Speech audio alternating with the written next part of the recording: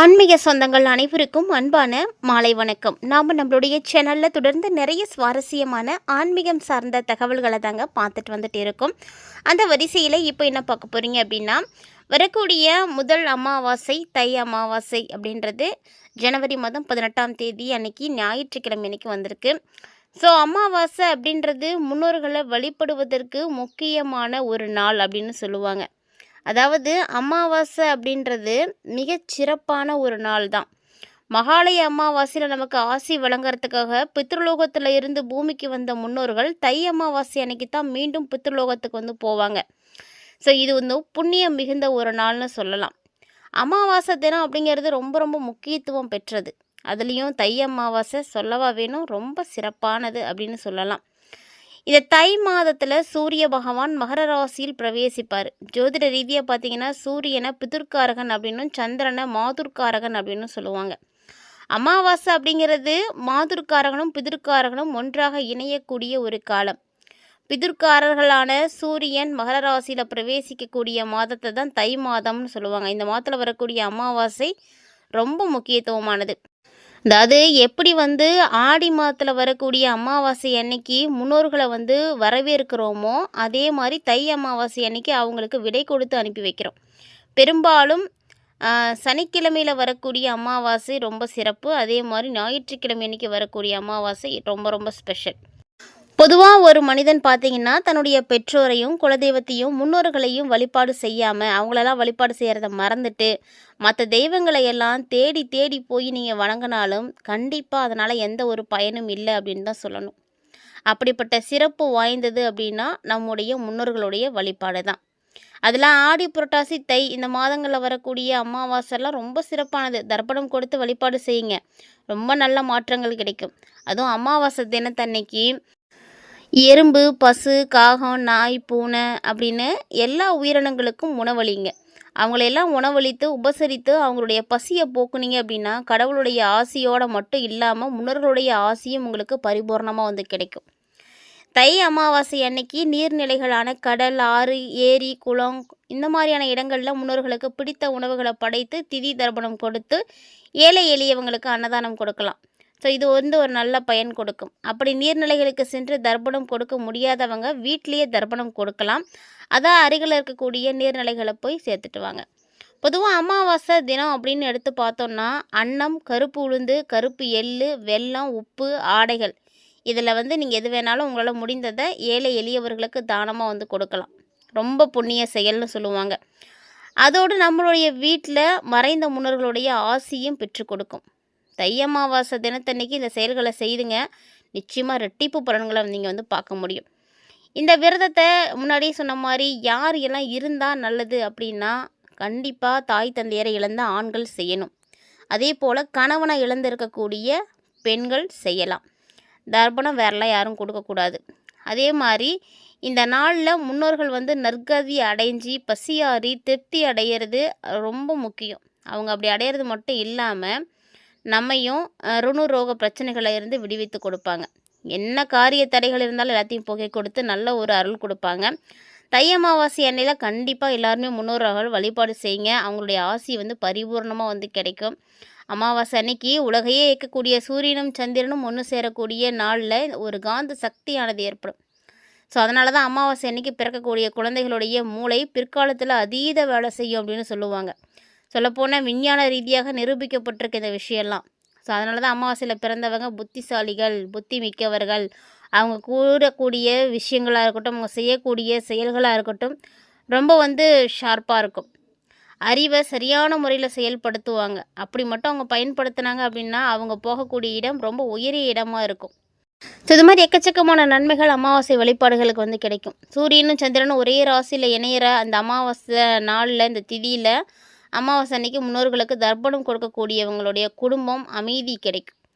மேலும் பார்த்திங்கன்னா சிறந்து விளங்கும் அப்படின்னு சாஸ்திரமெல்லாம் சொல்கிறாங்க. ஸோ முன்னோர்களுக்கு இறந்த தேதி தெரியாதவங்க, எதுவுமே தெரியாதவங்களாம் கூட நீங்கள் எந்த சாஸ்திரமும் பார்க்க தேவையில்லை. ஆடி அமாவாசை, தை அமாவாசை, மகாலய அமாவாசை இந்த 3 அமாவாசைகளை திதி தர்ப்பணம் கொடுத்துக்கலாம். மூதாதையர்கள் உயிரோடு வாழ்ந்தபோது அவங்கள நீங்கள் சரியாக பார்த்துக்கல, அவங்கள நல்லபடியாக கவனிச்சிக்கல, அவங்க அடையக்கூடிய துன்பங்கள் எல்லாமே பாவத்தின் வடிவில் கவனிக்க தவறியவர்களை வந்து சேரும்.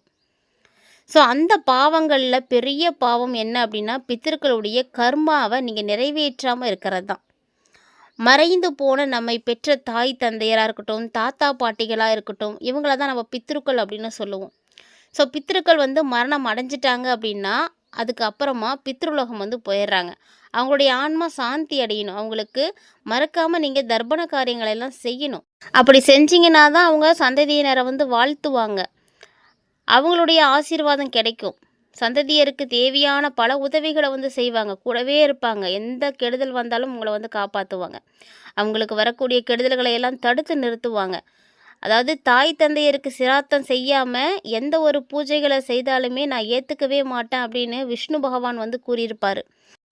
இதிலிருந்தே தெரியுது நம்ம முன்னோர்களை எப்படி வழிபாடு செய்யணும், அவங்களுக்கு செய்யக்கூடிய கடமைகள் எப்படிப்பட்டது அப்படின்றது. அமாவாசை தினத்தில் கண்டிப்பாக நீங்கள் முன்னோர்களை நினைத்து வழிபாடு செய்யுங்க. அதுக்கப்புறமா வீட்டுக்கு வந்து முன்னோர்களுடைய படத்துக்கு, அதாவது வடக்கு இல்லைன்னா கிழக்கு திசையில் வச்சு சந்தன குங்குமம், துளசி மாலை இதெல்லாம் போட்டு வழிபாடு செய்யுங்க. படத்துக்கு முன்னாடி அவங்க பயன்படுத்திய பொருட்கள், அவங்களுக்கு பிடித்த உணவுகள் இதெல்லாம் வச்சு குத்து விளக்கு ஏற்றி வழிபாடு செய்யணும். அதுவும் தை அமாவாசைக்கு முன்தினமே கோதுமை தவிடு, அகத்திக்கீரை இதெல்லாம் ஊற வச்சு அந்த அமாவாசை அன்னைக்கு பசுவுக்கு தானமாக கொடுக்கணும். இது வந்து கண்டிப்பாக அமாவாசையில் செய்ய வேண்டிய விஷயம். நோட் பண்ணிக்கோங்க தெரியாதவங்க. அதே போல் செய்யக்கூடாத விஷயம் என்ன அப்படின்னா, முன்னோர்களுக்கு தர்ப்பணம் அளித்து வீட்டில் வழிபாடு செய்து முடிக்கிற வரைக்கும் தெய்வ சம்பந்தமான எந்த விஷயத்தையும் செய்யக்கூடாது வீட்டில். அதுக்கப்புறமா வேணால் செய்துக்கோங்க, அதுக்கு முன்னாடி செய்யக்கூடாது. அதே மாதிரி அமாவாசை தினத்தில் மாமிசம் சாப்பிடக்கூடாது. அதே போல் தர்ப்பணத்துக்காக நீங்கள் வாங்கக்கூடிய கருப்பு எல்லை யார்கிட்ட இருந்து கடனாக வாங்கக்கூடாது, காசு கொடுத்து வாங்கிட்டு வாங்க. அதே மாதிரி நீரில் இருந்துக்கிட்டு கரையில் தர்ப்பணம் செய்யக்கூடாது. அதே போல் கரையில் இருந்துக்கிட்டு நீரில் தர்ப்பணம் செய்யக்கூடாது. இதையும் நோட் பண்ணிக்கோங்க. அதே போல் இந்த நாளில் வீட்டு வாசலில் கோலம் போடக்கூடாது, கிழக்கு பார்த்து அமர்ந்து தான் தர்ப்பணம் கொடுக்கணும். இந்த மாதிரி சின்ன சின்ன விஷயங்கள்லாம் இருக்கலாம், நோட் பண்ணிக்கோங்க. ஸோ இப்போது தை அமாவாசை மட்டும் கிடையாது. அமாவாசைனா எப்படி வழிபாடு செய்யணும், என்ன செய்யணும், செய்யக்கூடாது, அது மாதிரி நிறைய தகவல்களை பார்த்து தெரிஞ்சிட்ருப்பீங்கன்னு நினைக்கிறேன். எல்லாமே எது எப்போ செய்யணும், எப்படி செய்யணும் அப்படின்றது தெரிஞ்சுட்டு செய்யுங்க. ஏன்னா தெரிஞ்சோ தெரியாமலும் நம்ம செய்யக்கூடிய விஷயங்கள் தான் நமக்கு பாவங்களாக வந்து சேர்ந்துடுது. ஸோ அதனால் இந்த விஷயத்துலலாம் நீங்கள் கவனமாக இருங்க. இப்போது உங்களுக்கு இந்த கிரக மாற்றங்கள் அமாவாசைக்கு அப்புறம் எப்படி இருக்க போகுது, கடகராசினியர்களுக்கு கிடைக்கக்கூடிய பலன்கள் எப்படி இருக்க போகுது அப்படின்றதையும் தொடர்ந்து பார்த்து தெரிஞ்சுக்கலாம். ஸோ இந்த ஜனவரி மாதம் பிறந்திருக்கக்கூடிய முதல் மாதம் கடகராசி நேயர்களுக்கு ரொம்ப அற்புதமான மாற்றங்களை கண்டிப்பாக ஏற்படுத்தி கொடுக்கும் அப்படின்னே சொல்லலாம். ஏன்னா கடகராசிக்காரங்களுக்கும் நிறைய பிரச்சனைகள் வந்து இந்த ஆண்டு சரியாக போகுது. ஏன்னா கடகராசிக்காரங்களுக்கு அந்த அளவுக்கு நல்ல விஷயங்களானது நடக்கும் அப்படின்னே தான் சொல்லணும். கடகத்தை பொறுத்த வரைக்கும் பல மாற்றங்கள் வந்து உங்களுக்கு வந்து கிடைக்கும். ஏன்னா உங்களுக்கு இது வரைக்கும் கிடைக்காம இருந்த விஷயங்கள் எல்லாமே இப்போ கிடைக்க ஆரம்பிச்சிடும். 8ஆம் இடத்துல ராகு இருக்கிறது அப்படிங்கிறது கொஞ்சம் வந்து கவனிக்க வேண்டிய விஷயந்தாங்க. ஏன்னா 8ல் ராகு இருக்கும் பொழுது முயற்சிகளில் தடைகள் இருக்கும். சின்ன சின்ன தடைகளை ஏற்படுத்திகிட்டே தான் இருப்பார். மிகப்பெரிய நன்மைகள் கிடைக்கும் தான், ஆனாலும் தடைகளுக்கு அப்புறம் தான் கிடைக்கும். தடை அப்படின்றது ஒரு சில விஷயங்களில் நடக்கத்தான் செய்யும். அதே போல் அப்பா அம்மாவோடைய சொல் பேச்சு கேட்டு நீங்கள் நடக்க முடியாது. அவங்களுடைய சொல் பேச்சையும் கேட்க முடியாது, அவங்களையும் பார்த்துக்க முடியாது. அந்த மாதிரியான ஒரு சூழ்நிலைகள்லாம் உங்களுக்கு ஏற்பட்டுடும். பொருளாதாரத்தில் முன்னேற்றம் கண்டிப்பாக இருக்கும். ஏன்னா இது வரைக்கும் இருந்த பாதிப்புகள் எல்லாமே விலகும். வேலையிலிருந்து வந்த தொய்வு நிலைகள் எல்லாம் மாறும். நல்ல ஒரு வேலை கிடைக்கும், பதவி உயர்வு கிடைக்கும், பதவியில் இருந்து வந்த தடைகளும் நீங்கும். அதாவது சொல்லப்போனால் டபுள் மடங்கு சம்பளத்தோட கூடிய வேலையெல்லாம் கிடைக்கும். தங்கம், உலோகம், இரும்பு, துத்தநாகம், பித்தளை இது போன்ற உலோகம் சார்ந்த தொழில்களோடு தொடர்புடைய கடகராசிக்காரர்களுக்கு கடந்த காலத்தில் நீங்கள் என்னென்ன கஷ்டங்கள் எல்லாம் பார்த்துட்டு வந்தீங்களோ, பணம் தொடர்பான பிரச்சனைகள் எல்லாம் பார்த்துட்டு வந்தீங்களோ, அது எல்லாமே இந்த டைம் வந்து நீங்கிடும். அது மட்டும் இல்லாமல் மத, இன, மொழி பேசக்கூடிய நண்பர்கள் இவங்க மூலமாக நிறைய விரயங்கள் உங்களுக்கு ஏற்படும். அதனால் இந்த காலகட்டங்களில் மற்றவங்களை நம்புறதன் மூலமாக நீங்கள் நிறைய சூழ்நிலைகளில் ஏமாற்றப்படுவீங்க. ஸோ நம்பாதீங்க. விரயங்கள் வரத்துக்கான அமைப்பு நிறைய இருக்குது. வண்டி வாகனங்களால் செலவுகள் வரும். பார்த்து கவனமாக போயிட்டு வரணும். எங்கே போனாலும் வீடு கட்டிகிட்டு இருக்கக்கூடியவங்களுக்கெல்லாம் சின்ன சின்ன கவலைகள் வந்துட்டு போகும். 15ஆம் தேதிக்கு அப்புறமா தான் 7வது இடத்துக்கு செவ்வாய் வராரு. ஸோ அப்போ வந்து தான் உங்கள் ராசியை வந்து பார்க்குறாரு. ஜனவரி மாதத்தினுடைய 3வது 4வது வாரம் எல்லா விஷயங்களையும் சாதிக்கலாம். அது முன்னாடி வரைக்கும் கொஞ்சம் கவலையாக தான் இருக்கும். பார்த்து தயாராக இருந்துக்கோங்க எல்லாத்தையும் சமாளிக்கிறதுக்கு. அதே போல் நீட் தேர்வுக்கு தயாராகிட்டு இருக்கக்கூடிய மாணவர்களாக இருக்கீங்க அப்படின்னா இந்த மாதம் உங்களுக்கு நல்லது நடக்கும். நல்ல காலகட்டம். எல்லா விஷயத்தையும் நீங்கள் உங்களால் சாதிக்க முடியும். முயற்சிகளில் சின்ன சின்ன தடைகள் அப்படின்றது வரத்தான் செய்யும். வந்தாலும் பரவாயில்ல. ஏன்னா எடுத்த காரியத்தில் நீங்கள் வெற்றிகளை பார்த்து தான் ஆகணும். வெற்றிகள் குவிக்கக்கூடிய ஒரு நேரம் உங்களுக்கு இது.